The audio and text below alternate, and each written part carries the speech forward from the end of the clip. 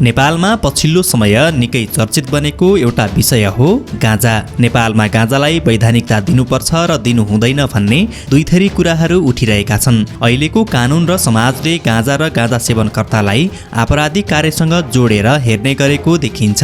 आजको एपिसोडमा हामी पहिले वैधानिक रूपमा खेती गर्न पाइने गाँजा किन बन्देज गरियो, गाँजाका फाइदाहरू के छन् र पछिल्लो समय संयुक्त राष्ट्र संघले गाँजालाई लागू पदार्थको सूचीबाट हटाएपछि त्यसले ल्याएको तरङ्ग लगायत विविध विषयमा जानकारी दिने प्रयास गर्नेछौँ।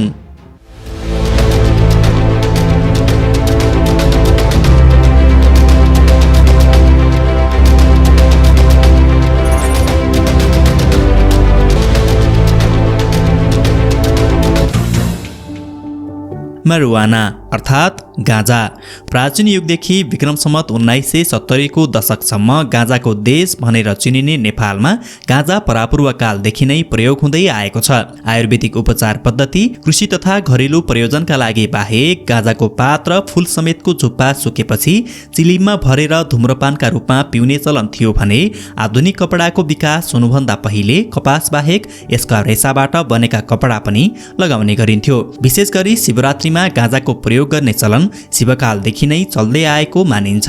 गाँजा सम्बन्धी अनुसन्धानकर्ताहरूले करिब 12,000 वर्ष पहिलेदेखि गाँजाको प्रयोग विविध रूपमा हुँदै आएको प्रमाण फेला पारेका छन्। वैज्ञानिक तथ्य अनुसार सर्वप्रथम 12,000 वर्ष पहिले मध्य एसिया अर्थात् अहिलेको पूर्वी चीनमा गाँजालाई पहिलोपटक घरेलु प्रयोग गरिएको थियो।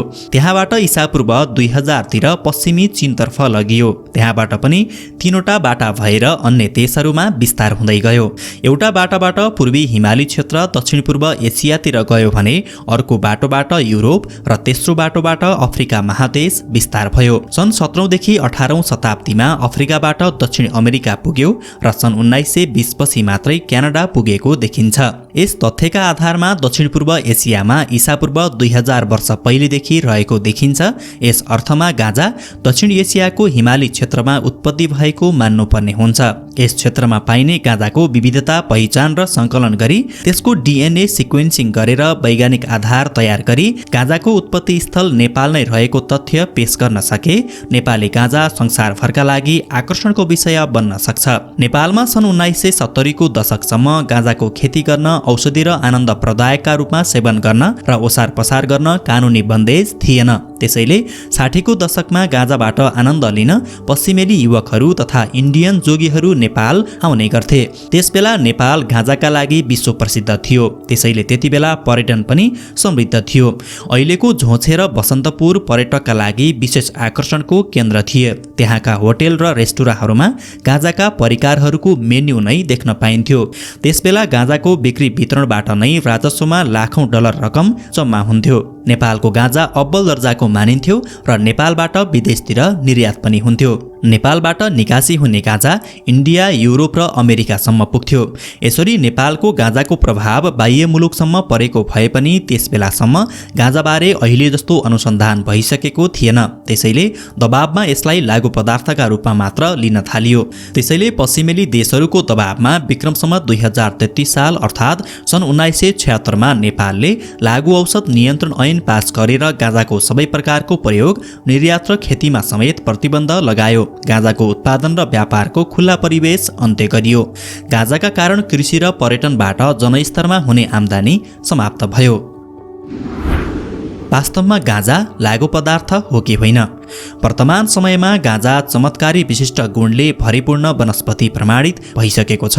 अब गाँजा लागू पदार्थ मात्र सीमित रहेन, बरु औषधि साबित भइसकेको छ। यसबाट थुप्रै रोगहरू निको हुने कुरा प्रमाणित भइसकेको छ। गाँजाको प्रयोग र यसबाट हुने रसायनबाट निको हुने प्रमुख रोगहरू मस्तिष्क रोग, क्यान्सर, जिउ दुख्ने, मुटु रोग, श्वास प्रश्वास सम्बन्धी रोग, टाउकोको समस्या, विषाक्तता र अन्य औषधिबाट हुने नकारात्मक प्रतिक्रिया अर्थात् साइड इफेक्टलाई कम गर्नु जस्ता रहेका छन्। गाँजामा 400 भन्दा बढी रासायनिक क्यानाबिनोबाइड तत्त्वहरू रहेका हुन्छन्। मानव जातिले गाँजाको ईसापूर्व 1200 वर्षदेखि खेती गर्दै र सेवन गर्दै आएको भए पनि आधुनिक युगमा फार्मास्युटिकल्स महत्त्वबारे वैज्ञानिक रूपमा 19औं शताब्दीको अन्त्यपछि मात्र प्रमाणित भएको थियो। गाँजाको रसायन सम्बन्धी अनुसन्धानका लागि सन् 1879 मा वुड नामक रसायन शास्त्रीले क्यानाबिनोल नामक नशा दिने रसायन पत्ता लगाएपछि गाँजाले वैज्ञानिकहरूको ध्यान आकर्षित गरेको थियो। त्यसपछि सन् 1965 इजरायलको हिब्रू विश्वविद्यालयका वैज्ञानिक मेको ओलम र इजरायलकै इजम्यान इन्स्टिच्युटका वैज्ञानिक चिचेल गाउनीले संयुक्त रूपमा टेट्राहेड्रा क्यानाबिनोल नामक नशा दिने पदार्थ पत्ता लगाएपछि झन् ठूलो तहल्का मच्चिएको थियो। यी दुई रसायनको अस्तित्वका कारण नै गाँजा औषधि निर्माण र अन्य खाद्य पदार्थका रूपमा प्रयोग हुन थाल्यो। यी दुई रसायन मध्ये क्यानाबिनोललाई छोटकरीमा CBD र टेट्राहेड्रो क्यानाबिनोललाई THC भनिन्छ। यी दुई रसायन गाँजामा मात्र सीमित नभई मानव शरीरभित्रै पनि उत्पन्न हुने कुरा प्रमाणित भइसकेको छ। मानव शरीरको मस्तिष्क, मुटु, फोक्सो, कलेजो, प्रजनन प्रणाली, मांसपेशी र हड्डी र छालामा समेत यस्तो रसायन उत्पादन गर्ने प्रणालीलाई इन्डोक्यानाबिनाइड प्रणाली भनिन्छ र यो यस्तो आणविक प्रणाली हो जसमा शरीरभित्र थुप्रै प्रक्रियाहरू हुने गर्छन्, जस्तो रोगसँग लड्ने क्षमता, कोषहरू बीचको सञ्चारभोग, मेटाबोलिक प्रक्रिया र मेमोरी आदिलाई सुरक्षित राख्नु। मानव शरीर स्वस्थ रहन यो इन्डोक्यानाबिनाइड प्रणाली स्वस्थ र सन्तुलित हुनुपर्छ।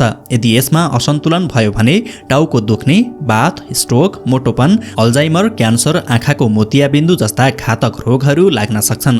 आज पश्चिमेली देशहरू गाँजाबाट प्राप्त हुने CBD र THC जस्ता रसायनहरूलाई विभिन्न अनुपातमा मिसाएर औषधि र अन्य पेय पदार्थ बनाइरहेका छन्। यस्तो फार्मास्युटिकल र औषधि पदार्थ बनाउने कार्यका लागि क्यानाडा अग्रपङ्क्तिमा रहेको छ। गाँजा उत्पादन गर्ने र गाँजाबाट विभिन्न फार्मास्युटिकल र औद्योगिक पदार्थ बनाउन क्यानाडामा दर्जनौं कम्पनीहरू स्थापित भएका छन् र अरबौं डलर लगानी भएको छ। यसरी गाँजाको प्रयोगबाट संसारका कैयौं मुलुक समृद्धि प्राप्त गर्ने अभियानमा छन्। गाँजा अब लागु पदार्थ मात्र नभई औषधि साबित भइसकेको छ। संयुक्त राष्ट्रसङ्घको महत्त्वपूर्ण अङ्ग विश्व स्वास्थ्य सङ्गठनले गाँजालाई लागु पदार्थको सूचीबाट 2 डिसेम्बर 2020 मा हटाएर औषधिका रूपमा राखेपछि यसले विश्वमै तरङ्ग नै पैदा गरेको छ। गाँजाको प्रयोगबाट नेपाल जस्तो देशमा समृद्धिको नयाँ आयाम थपिने निश्चित छ। प्रापूर्व कालदेखि नै गाँजाको सेवन नेपाली संस्कृतिको अभिन्न अङ्ग रहँदै आएको छ। गाँजाबाट एक प्रकारको नशा प्राप्त हुने भए पनि यसले रक्सी वा अन्य लागु पदार्थले जस्तो मृगौला लगायत अन्य अङ्गहरूमा क्षति भने पुर्याउँदैन। यसका डाँठबाट निकालिने रेसा कपडा बनाउन पनि प्रयोग गरिन्छ। यसर्थ पात, फल, तेल र रेसा यसबाट प्राप्त हुने महत्त्वपूर्ण भौतिक तत्त्वहरू हुन्। गाँजाबाट प्राप्त हुने रसायनबाट प्राणघातक रोगहरू जस्तै डिप्रेसन, डायबिटिज, अनिद्रा, अल्जाइमर र छारे रोगहरूका लागि औषधि बनाउन सकिन्छ भन्ने कुरा वैज्ञानिक अनुसन्धानबाट प्रमाणित भइसकेको छ। वैधानिकताको विश्वव्यापी अभियान। जति बेला नेपालमा गाँजा सेवनको एक प्रकारको संस्कृति नै विकास भइसकेको थियो त्यसबेला कसैलाई यसका महत्त्वपूर्ण गुणको बारेमा खासै जानकारी थिएन। क्रमशः यसमाथि पश्चिमेली राष्ट्रहरूमा अनुसन्धान सुरु भयो र महत्त्व पनि बढ्दै गयो। उनीहरूले गाँजा सम्बन्धी पाठ्यक्रम नै तयार गरेर कलेजहरूमा पढाउन थाले र त्यहाँका विश्वविद्यालयले डिग्री नै दिन थाले। जसरी सन् 1960 देखि 70 को दशकमा गाँजा सेवन र ओसार पसारमा प्रतिबन्ध लगाउने अभियान चलेको थियो, त्यसरी नै अहिले त्यसका ठिक विपरीत प्रतिबन्ध फुकुवा गर्दै औषधिका रूपमा मान्यता दिने अभियान चलेको छ। अहिलेसम्ममा Morocco, Argentina, Brazil, Germany, Sri Lanka, बेलायत लगायत विश्वका 43 भन्दा बढी मुलुकहरूले गाँजालाई औषधिका रूपमा मान्यता दिइसकेका छन्। संयुक्त राज्य अमेरिकाका 50 वटा राज्यहरूमध्ये 35 वटा राज्यले पनि सोही मान्यता दिइसकेका छन् र अब संघीय सरकार पनि त्यसको तयारीमा छ। उरुग्वेले त सन् 2013 देखि नै गाँजालाई औषधि र मनोरञ्जनको साधनको रूपमा मान्यता दिइसकेको छ। सन् 2018 मा क्यानाडाले पनि दुवै प्रकारको मान्यता प्रदान गरेको छ। परिणामस्वरूप क्यानाडामा अहिले दर्जनौं क्यानाबिनस अर्थात् गाँजा उत्पादन कम्पनीहरू स्थापना भएका छन्, जसले हजारौंलाई रोजगारी दिनुका साथै अरबौं डलर लगानी गर्ने बाटो समेत खोलिदिएको छ। नेपालले सिक्नुपर्ने कुरा। नेपाल गाँजाको मूलथलो हो। नाश नगर्ने हो भने गाँजा यहाँ सहजै रूपमा वनमा आफै हुर्किरहेको हुन्छ र यसको आजभन्दा 3000 वर्ष पहिलेदेखि आयुर्वेदिक औषधिका रूपमा नेपालमा प्रयोग हुँदै आएको छ। सिंहदरबार वैद्य खानाले पनि प्रतिबन्ध लाग्नुभन्दा पहिले यसलाई औषधिका रूपमा उत्पादन गर्दै आएको थियो, तर 2033 सालको लागु पदार्थ सम्बन्धी ऐनले प्रयोग, उत्पादन र ओसार पसारमा प्रतिबन्ध लगाएपछि त्यो सब बन्द हुन पुग्यो। गाँजाको सबैभन्दा ठूलो बजार उत्तर अमेरिका हो जसले कुल उपभोगको 88% भाग ओगट्छ। त्यसपछि युरोप र त्यसमा पनि जर्मनी दोस्रो ठूलो बजार मानिन्छ। त्यसपछि इटली, अस्ट्रेलिया, इजरायल र ब्राजिल आदि पनि गाँजाको लागि राम्रो बजार मानिन्छन्। गाँजालाई प्रबन्धन गर्ने सिलसिलामा अहिले आएर थाइल्यान्डले सन् 2020 मा गाँजा फेस्टिभल नै मनाइसकेको छ भने नेपालले पनि आफ्नै संस्कृतिको अभिन्न अङ्ग रहँदै आएको गाँजामाथि प्रतिबन्ध हटाउन पहल गरिरहेको छ। नेपालको उत्कृष्ट गाँजालाई खुला गरिदिने हो भने पर्यटक आवागमनमा पनि व्यापक रूपमा वृद्धि हुने देखिन्छ। त्यो कुरा सन् 1960 तिरको पश्चिमेली हिप्पी कल्चरले समेत प्रमाणित गरिसकेको छ। दर्शकवृन्द, वास्तवमा जनताको आय स्तरमा वृद्धि गर्ने र रोजगारी सिर्जना गरी देशलाई समृद्धिको बाटोतिर डोर्याउन चाहने हो भने नेपालले पनि गाँजालाई औषधि र मनोरञ्जनको साधनको रूपमा मान्यता दिन ढिलो गर्नु हुँदैन। यति मात्र होइन, नेपालमा क्यानाबिनस इभेन्ट जस्ता फेस्टिभलहरूको आयोजना गरी प्रचार प्रसार गर्ने तथा खेती र निर्यातको उचित व्यवस्था गरी खेती गर्नेहरूलाई प्रोत्साहन गरिदिने हो भने नेपालमा विदेशी मुद्रा भित्र्याउने सबैभन्दा उत्तम विकल्प गाँजा बन्न सक्छ। आजको एपिसोड कस्तो लाग्यो कृपया सुझाव, सल्लाह तथा प्रतिक्रिया दिन नभुल्नुहोला। भिडियोलाई लाइक, शेयर तथा च्यानललाई सब्स्क्राइब गर्न नभुल्नुहोला। आगामी एपिसोडमा अझै नयाँ रोचक विषयवस्तुका साथ आउने नै छौँ। आजलाई भने सम्पूर्ण अल नलेज टिम बिदा हुन्छ। नमस्कार।